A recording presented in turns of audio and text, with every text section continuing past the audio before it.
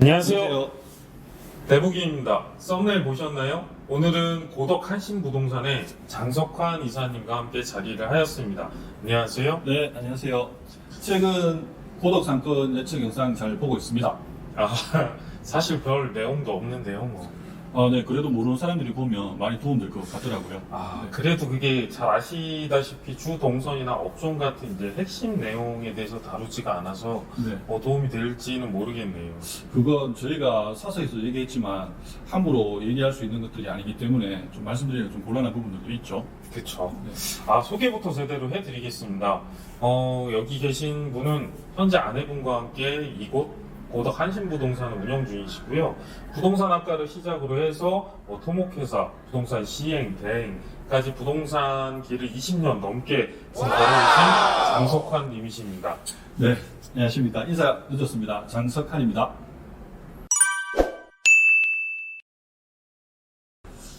오늘은 고덕 신도시 상가, 그 중에서도 상가 분양을 잘 받는 방법에 대해서 이야기를 드릴 텐데, 최근에 고덕 신도시의 상가들이 들어서고 있습니다. 이에 대해서 어떻게 생각을 하시나요? 네, 저는 일단 고덕 신도시의 가능성을 믿습니다. 그렇기 때문에 오랫동안 함께 했던 회사를 정리하고 지금 이 자리에 있는 것이고요. 상가 역시 그 가능성이 충분하다고 생각을 합니다. 대북이님 최근 영상을 보면 고덕 신도시의 풍부한 가능성을 중상가가 가장 높게 평가되신 것 같더라고요. 예, 저도 그렇게 생각을 합니다.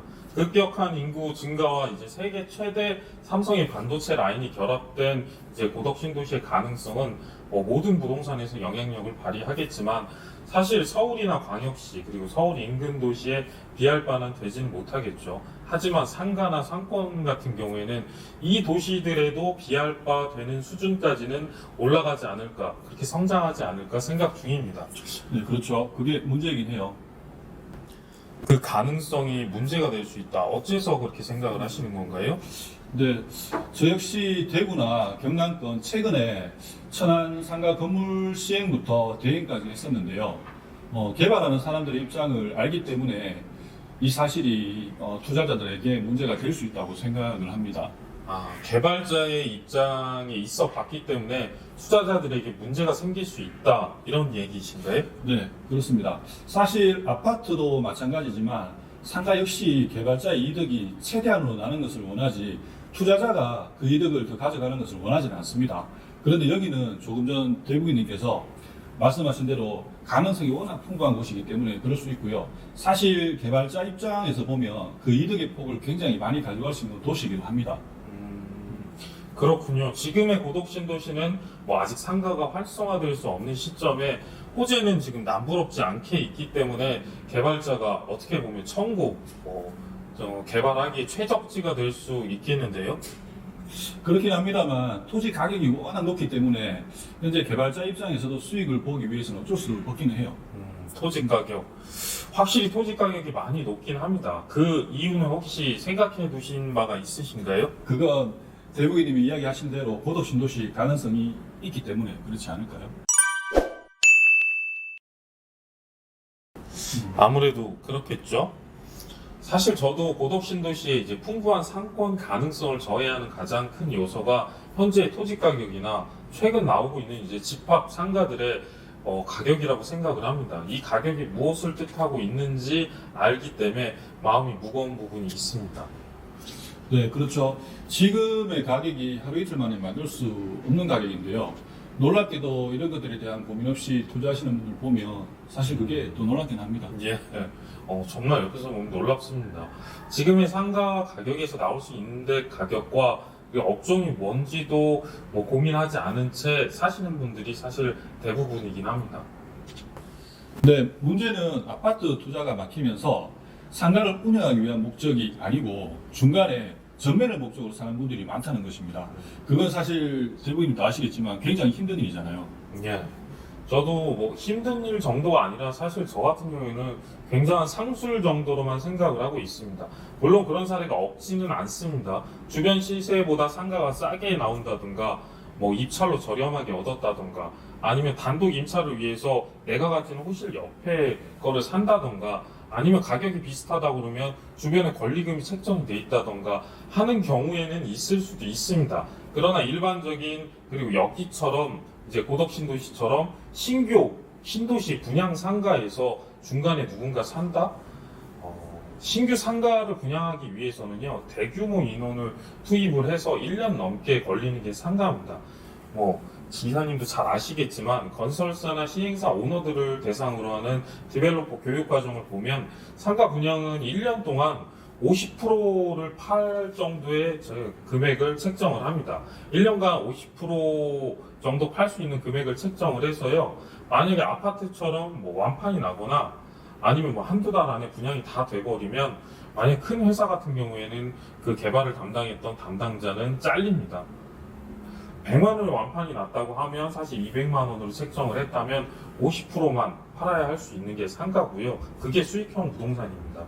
그래서 50% 정도 팔고 남은 거, 좀 20%, 30% 남은 거, 이거 같은 경우에는 들고 가도 되고요. 나중에 통으로 넘겨도 됩니다. 그렇죠. 구조적으로 집합상가는 분양이 가능한 최대 금액으로 나올 수밖에 없습니다. 그렇기 때문에 호재가 겹겹이 쌓인 고덕 신도시는 그 최대 금액이 높을 수밖에 없는 것 같아요. 저희가 근데 이렇게만 이야기하면 누가 보면 상가에 대해서 굉장히 부정적으로만 보는 사람들인 줄 알겠어요. 그렇겠는데요. 예. 절대 아닙니다. 고덕 신도시는 제가 상권 예측 영상에서도 이야기했듯이 전국에서도 흔치 않은 이제 3차 먼 곳에 있는 광역 수요층을 끌 수 있는 상권이 탄생을 할 것입니다.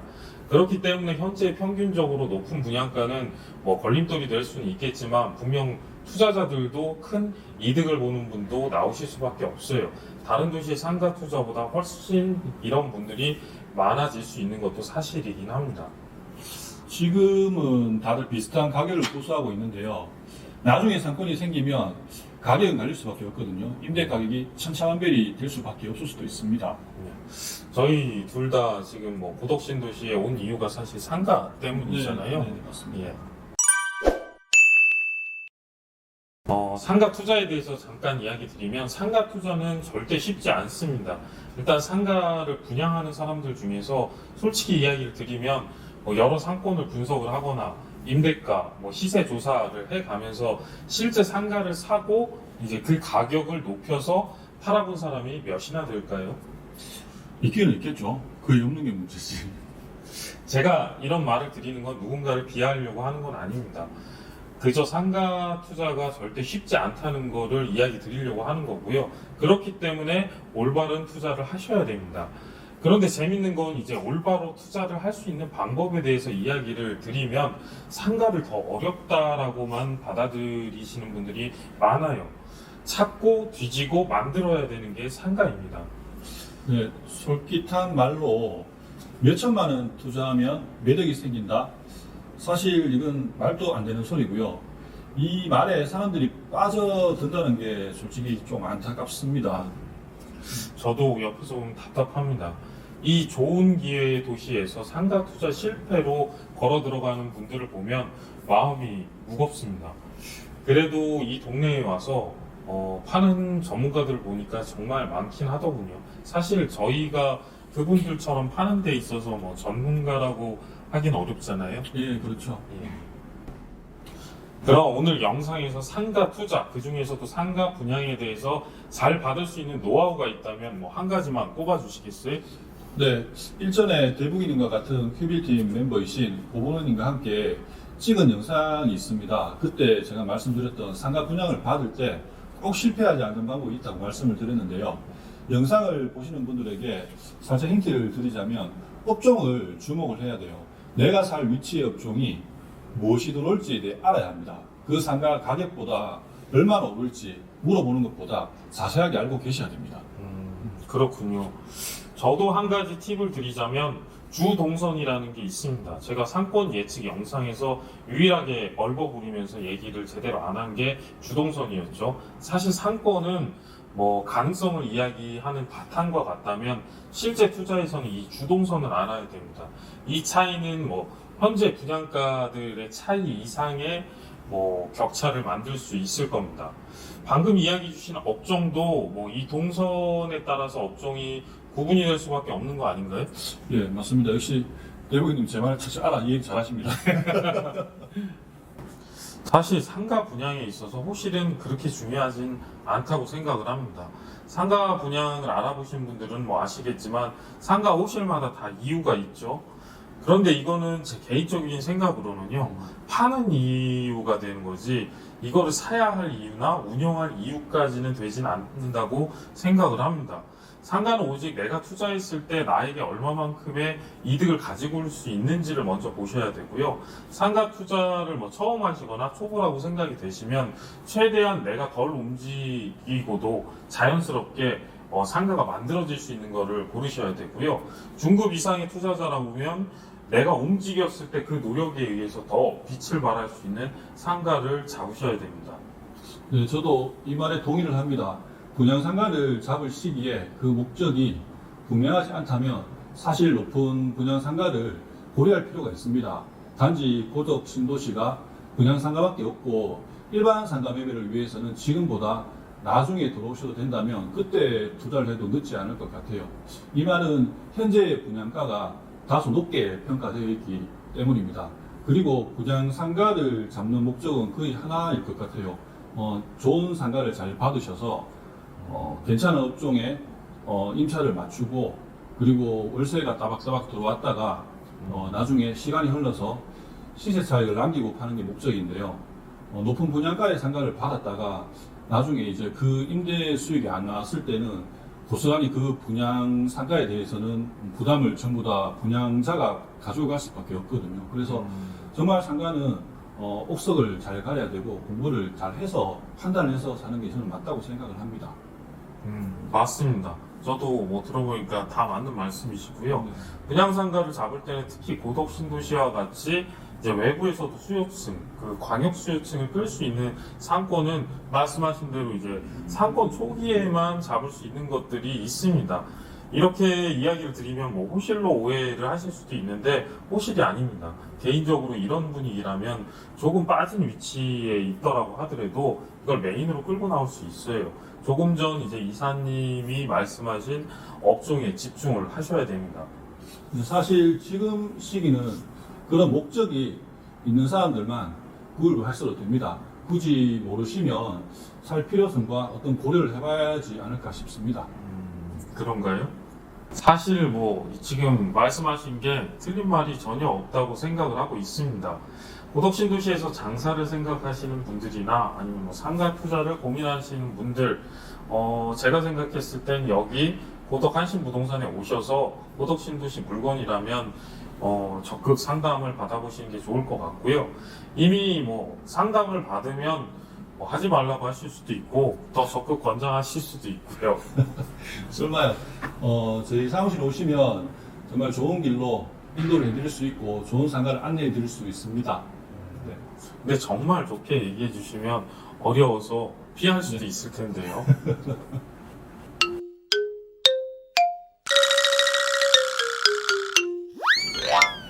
어쨌든 오늘 영상에 출연해 주셔서 정말 감사드리고요. 네. 앞으로 뭐 종종 출연을 부탁드려도 될까요? 출연료가 만만치 않을 겁니다. 오늘 영상으로 이제 고덕 신도시 상가 분양을 생각하시는 분들한테 도움이 되었을 거라고 생각을 하고 있습니다. 이번 영상을 보신 분들은 최소한 이제 한두 푼이 아닌 이제 몇 억이나 되는 상가이기 때문에 부동산을 너무 쉽게 그리고 너무 가볍게 그리고 호재만 믿고 쉽게 투자를 하는 불상사는 없었으면 좋겠습니다. 이상 대북이었습니다. 수고하셨습니다. 예, 고생하셨습니다. 네.